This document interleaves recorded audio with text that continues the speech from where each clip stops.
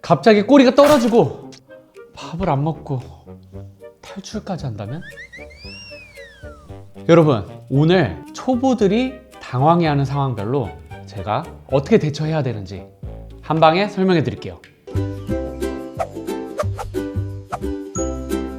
꼬리가 떨어졌을 때, 여러분, 우리 아이 꼬리가 떨어지면 처음에 몹시 당황스러워요. 크레스티드 게코는요, 스트레스를 받거나 생명의 위협을 느끼면 꼬리를 자릅니다. 야생에서 이 친구들이 천적을 피해서 꼬리를 내어주고 생명을 지키는 아이들이거든요. 그렇기 때문에 스트레스를 받거나 조금 생명의 위협을 느끼면 가차없이 꼬리를 잘라버리는 친구들이에요. 그렇기 때문에 조심하셔야 되는데, 만약에 꼬리를 끊었다, 그럼 당황해하지 마시고 일단 만지지 말고 안정부터 취하게 도와주세요. 그 꼬리 떼어진 부분에 감염이 생길 수도 있기 때문에 바닥재를 교체해 주시고요, 사육장을 청결하게 유지해 주시면 됩니다. 이 도마뱀들이 파충류잖아요. 재생 능력이 되게 좋아요. 그렇기 때문에 이렇게 안정을 취해주고 청결을 유지해주다 보면 금세 암을 거예요. 그리고 꼬리가 떨어져도 장점은 있습니다, 여러분. 우리 아이들이, 자녀분들이 크레스티드 게코 핸들링을 할 때 혹시나 꼬리가 떨어질까봐 되게 조심조심 만지고 하잖아요. 근데 꼬리가 이미 떨어진 크레는요, 핸들링하기 조금 수월하다는 장점이 있습니다. 그렇다고 만지는 횟수가 많아지거나 시간이 길어지면 우리 아이들이 스트레스를 받을 수 있으니까 주의해 주시고요. 꼬리는 다시 안 자랍니다. 그러나 건강이 중요하겠죠. 꼬리가 떨어진 크레는 우리가 보기 아쉬울 뿐이지 더 특별한 존재가 됐다고 생각하고 사랑으로 이쁘게 길러주시면 됩니다. 다음으로는요, 탈출했을 때 어떻게 해야 될까요, 여러분? 쉽습니다. 이 친구들은 먹이로 유인할 수 있는 애들은 아니에요. 찾으셔야 돼요. 숨바꼭질 해야 됩니다. 벽부터 커튼, 진짜 작은 틈 사이까지 다 뒤져보셔야 되고요. 심지어 에어컨 사이도 들여다보셔야 돼요.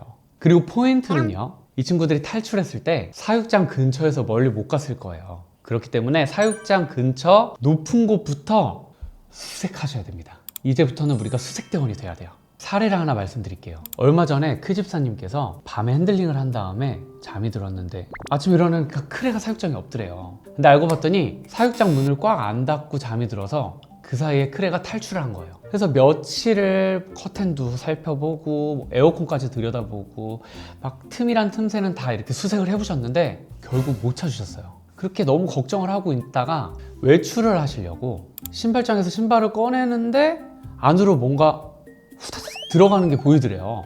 그래서 알고 봤더니 이 크레가 신발장 안에서 발견된 거예요. 이게 탈출한 지 얼마 안 되면 그 사육장 근처에 있을 거거든요.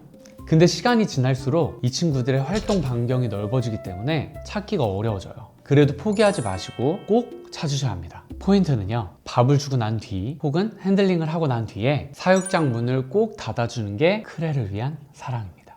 그 다음은요, 밥을 안 먹을 때. 정말 난감해요. 우리 아이들이 밥을 안 먹을 때면 얘가 어디 아픈가, 무슨 일이 있는 건 아니까 걱정을 진짜 많이 하시는데요. 딱 몇 가지만 체크해 보시면 됩니다. 일단 환경이 바뀌었을 수도 있어요. 이 친구들이 환경이 바뀌다 보면요, 일시적으로 스트레스를 받거든요. 그러면 밥을 안 먹는 경우가 생깁니다. 혹은 분양해서 데려온 지 얼마 안 된 개체나 사육장을 교체해 줬을 때 밥을 안 먹는 경우가 종종 일어납니다. 그리고요, 이 친구들이 탈피하기 직전에 밥을 안 먹는 경우가 있거든요.